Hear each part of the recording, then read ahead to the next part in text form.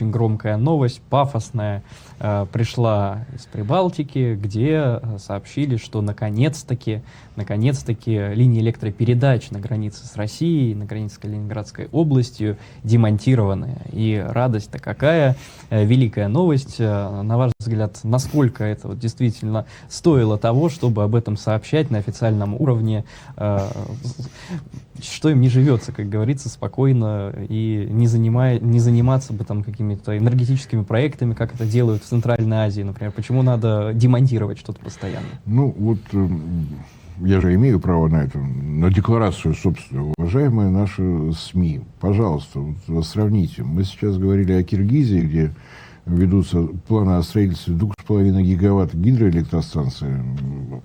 ТЭЦ в Бишкеке тоже 250 мегаватт, тоже немало. Попробуйте центр внимания немножко сместить на юг, на восток, потому что вот у нас сейчас панорама Вильнюса, по-моему, вот там энергетическая новость. Энергетик сумел обрезать последний провод, ведущий в Калининградскую республику. Ну что интереснее, вот каскад из 7 гидроэлектростанций, 2 каскада, или вот этот человек с проводом. Ну, молодцы. Ну, просто праздник какой-то. Они смогут их сдать в металлолом. Ну, это же просто радостно.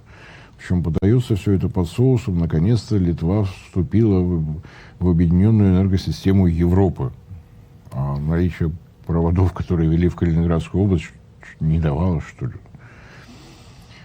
Ну, если в Литве это считается большим событием, конечно, всех поздравляю, молодцы.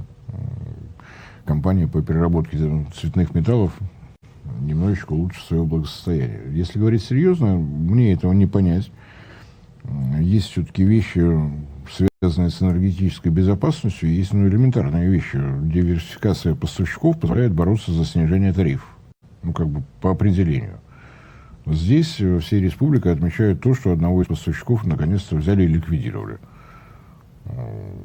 Господа литовские политики, вы точно уверены, что после этого у вас тарифы снизятся? Что надежность повысится? Ну, очень странное событие, но если они радуются, ну пусть радуются.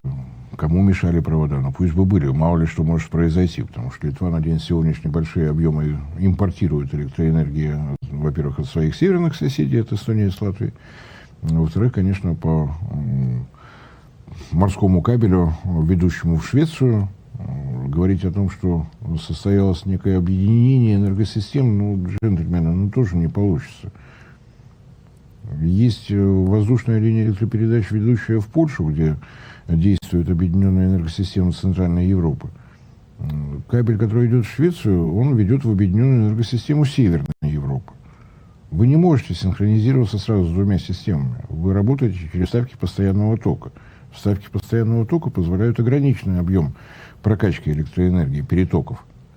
У вас был запасной вариант. Вы его ликвидировали. Вот, радостно, с песнями. Ну, молодцы. Если есть какая-то странная мысль о том, что после этого стоимость упадет, ну, это вы зря. Хотя, конечно, республика суверенная, должны быть от нее энергетические новости. Вот оповестила. Смогли перерезать провода. Молодцы.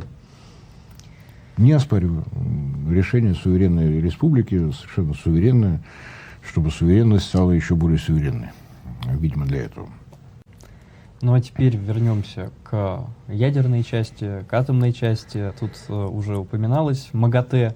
Сейчас проходит 69-я конференция МАГАТЭ, и оттуда достаточно много новостей, и сообщалось о предложении России, Ирана, Китая по поводу там, Никарагуа и других стран, по поводу того, что пора бы уже наконец-то запретить все-таки удары по ядерным объектам, по атомным объектам, которые до сих пор, видимо, кому-то кажется, раз не запрещено, значит разрешено, наносятся. И другие тоже новости, в том числе касающиеся Украины, документы какие-то появляются, в том числе с этого мероприятия. Что самое интересное, на ваш взгляд, там сейчас происходит? Ну и какие, может быть, инициативы, идеи, документы можно из этого мероприятия выделить? Ну, события происходят прямо сейчас в режиме онлайн. На русском языке пока еще не появилось. Там есть раздел Resolutions and что-то там еще, где должно быть опубликовано. Из того, что было опубликовано по этому поводу, некая резолюция по Украине. Я думал, что увижу там хоть что-то новое. Начал героически переводить, потом понял, что делать этого не надо. Такое уже было. Требуется немедленная деоккупация, демилитаризация Запорожской атомной электростанции, возврат данной атомной электростанции под полный контроль компетентных украинских властей. Вот еще раз. А где они нашли таких? Вот еще раз, может быть, кто-то плохо расслышал, я плохо произнес. Возврат Запорожской атомной электростанции под полный контроль компетентных украинских властей. Вывод военного и неуполномоченного персонала. Вот. Голосование прошло, полный текст пока еще не опубликован. То, что сказал посол России при международных организациях, голосование 62 голоса за, 7 против, 46 воздержавшихся. Если сравнивать с предыдущими резолюциями, текст которых не меняется, они, по-моему, просто номер освежают, перекладывают, количество воздержавшихся растет. В прошлый раз их было меньше 30, то есть такой серьезный рост. И в числе воздержавшихся Венгерская республика и Соединенные Штаты Америки. Они, видимо, перестают понимать, что происходит, но на всякий случай ни за, ни против. То есть это надо, наверное, трактовать как... А мы не понимаем, что вообще происходит. Какая Запорожская АЭС, какие компетентные украинские власти, о чем вообще речь. Вот. Это с одной стороны. С другой стороны, Иран снял проект резолюции, который он предлагал тоже рассмотреть. Она носила несколько иной характер, запрет ударов по ядерным объектам. Снято самим Ираном формулировка в связи с нашим стремлением к единству и по просьбе ряда стран. В кулуарах ряд стран выстроен шеренгами в колонну по двое, по трое. Соединенные Штаты предупреждали, что они эту резолюцию не пропустят, будут голосовать против, и прозрачно намекнули, что могут свою часть финансирования деятельности МАГАТЭ просто прекратить.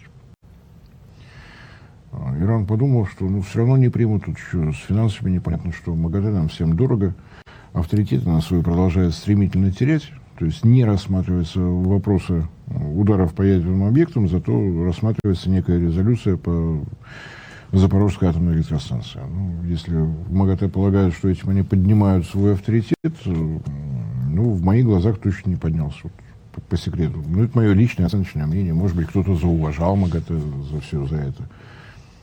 Становится, к сожалению, очевидно, что деятельность МАГАТЭ все более политизирована, причем политизирована неадекватно. Если уж вы пытаетесь говорить о своей нейтральности, что вас интересуют только вопросы, связанные с ядерной и радиационной безопасностью, так и действуйте в соответствии с этим. Почему-то получается, что на всех тех объектах на территории Ирана, где присутствовали инспекторы МАГАТЭ, были нанесены удары. Воздушные со стороны Израиля, со стороны США. Что ж такое происходит? А когда нужно рассматривать вопросы о запрещении подобного рода действий, вы делаете вид, что вы этого не заметили. Зато что-то нам рассказываете про некие компетентные украинские власти. Но если вы сможете их найти и продемонстрировать, вот она, компетентная украинская власть. Хоть посмотреть бы, в конце концов, как она выглядит. С одной стороны. С другой стороны, сотрудничество с МАГАТЭ прекращать тоже не конструктивно. МАГАТЭ была создана до появления договора о запрещении ядерного оружия. То есть это не самая главная задача, ради которой МАГАТЭ было создано. Создано она для того, чтобы помогать странам получать выгоду от атомной энергетики. Это и обучающие курсы, это и повышение квалификации для тех, кому необходимо, это какие-то помощь с исследовательскими реакторами, это помощь с применением атомной энергетики не в энергетических направлениях, ядерная медицина для сельского хозяйства есть целый ряд направлений, и так далее, и так далее. То есть вот эту часть сохранять, а смотреть на то, что принято называть гарантиями МАГАТЭ, наверное, уже смотреть не приходится. Потому что соблюдать эти гарантии никто не собирается, все поступают с теми, как им больше вздумается.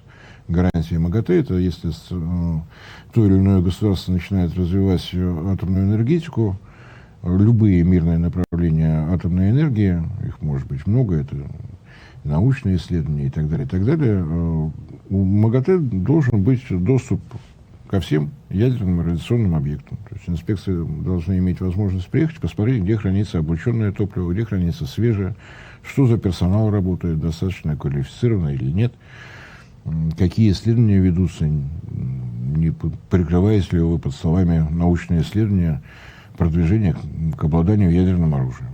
Вот, Иран соблюдал все эти требования.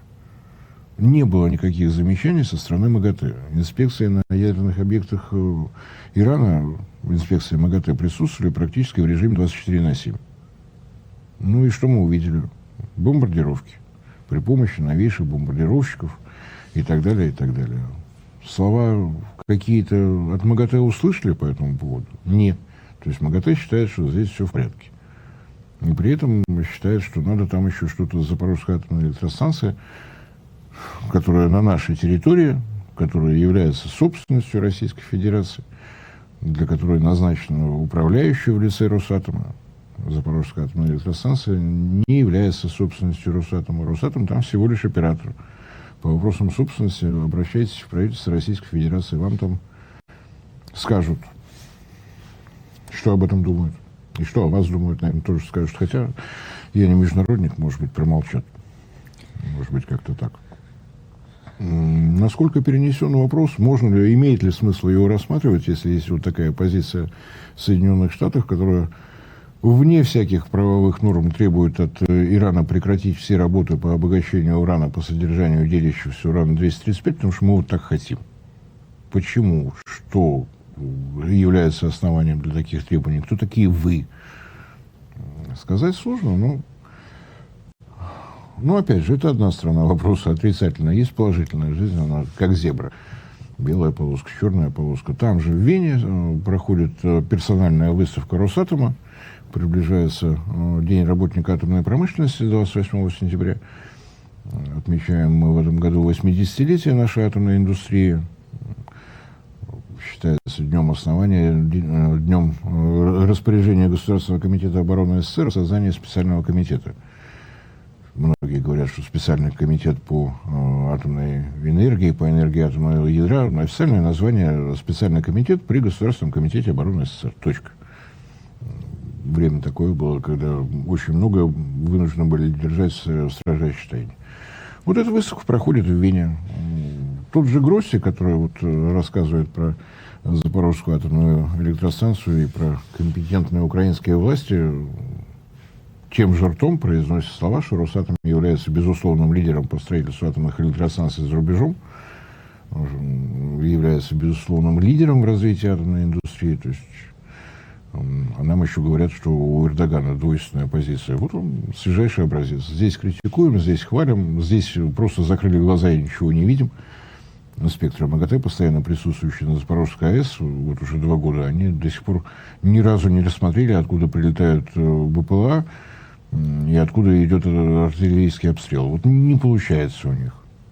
Ну, вот какая-то такая позиция у МАГАТЭ. С одной стороны, как бы удобный инструмент, начинать диалог со странами, задумывающимися о развитии атомной энергетики, удобно через МАГАТЭ.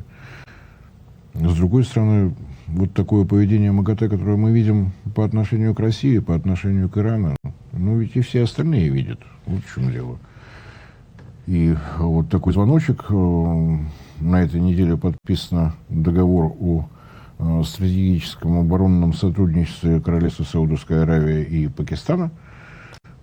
Содержатся пункты в том случае, если идет агрессия, второй участник договора имеет право по просьбе присоединиться к оборонным действиям. Ну, на всякий случай, Пакистан не присоединился к договору о нераспространении ядерного оружия. Ядерное оружие имеет. Вот такой оборонный союз. МАГАТЭ, наверное, могла бы вмешаться, но после того, что она допустила на самом деле на территории Ирана, ну, этот вопрос в Вене сейчас не рассматривается. Подумаешь, люди про оборону разговаривают. Бывает. Ну, там все компетентные, так что все хорошо. Очевидно, да. Но, может быть, они как бы в будущее заглядывают и считают, что все-таки компетентным каким-то украинским властям надо бы передать Запорожскую АЭС. А пока что таких не наблюдается, значит, все хорошо. Ну, в принципе, да. В принципе, да. Что ж, спасибо большое, Борис Леонидович.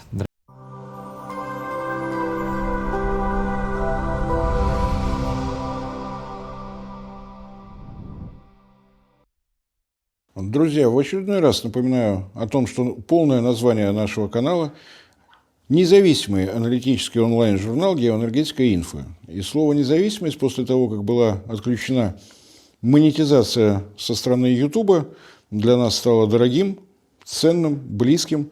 Для того, чтобы сохранять независимость, вы прекрасно понимаете, что в наше тревожное время необходимо прежде всего альтернатива, поиск спонсора, который будет задавать нашу новостную повестку, нашу, так скажем, стратегию и тактику, нам кажется не самым удобным. Поэтому напоминаю о том, что нас можно видеть прежде всего в нашем телеграм-канале, где мы стараемся сообщать все новости, касающиеся нашей работы, наших новых проектов. Вы нас можете видеть на портале ВКонтакте, вы нас можете видеть в Дзене, вы нас можете поддерживать за счет того, что у нас имеется страница на Sponsor.ru. Все это будет в описании под этим моим кратким вступлением с напоминанием о том, что если вы хотите, чтобы проект «Геоэнергетика Инфо» продолжал развиваться, нам необходима ваша помощь и поддержка. Большое спасибо за внимание.